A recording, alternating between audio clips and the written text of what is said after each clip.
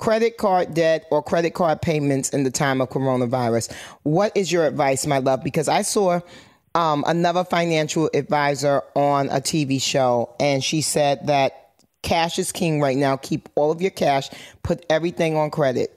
What do you think? What's your opinion? Well, I don't agree with putting everything on credit, although I do say cash is queen, because you know queen. Yes, exactly. But I say that if you're fortunate enough to have a job and to pay bills, do so. But what I do say is to not pay more than the minimum on your credit cards right now, unless you have 6 months more savings. Because here's why. We don't know. You can't technically call it a recession until we're 6 months deep into it. We don't know if this is for sure going to be a recession, how long it's going to be. You don't know for sure if you're going to keep your job. You could be doing something that seems essential, and then the place that you work closes down. So you don't know what the financial landscape is going to look like 6 months, a year out. So what I want folks to do is to have a strong cash position. I don't believe you should put all your stuff on credit cards, because you're going to have to pay that. You don't want to do stuff now that's going to destroy potentially your financial future. The only type of person that I would say to put everything on your credit card is if you honestly have no money coming into the household.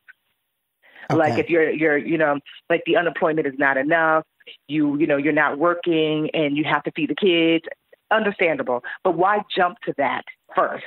Because that credit card should be like your backup to the backup.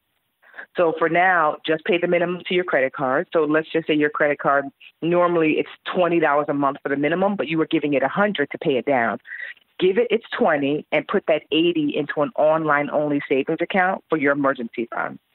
And I choose an online. So we should still be having the emergency fund, even though we're in the middle of an emergency. You certainly should. Like, this is more time more than ever, especially if you're able, because even though it's go time now, but I want you to have cash on hand, because if you are debt free and cash free, so let's just say you have no savings and you have no debt. No savings plus no debt actually equals debt. Because if your car were to break down, or the oil heater or whatever it is in your house were to break down, and you're like, okay, I look at my savings account, wow, I don't have any savings. And then you look at your credit card, you're like, oh, I don't have any credit card debt. You're going to have to use your credit card to address that emergency. So what I want you to do is to create that buffer by putting as much money as you can towards your savings. Still pay your bills, but I wouldn't extra pay my bills. Like I normally during non-recessionary times, I'm like, oh, be aggressive with paying down credit card debt. It's expensive debt.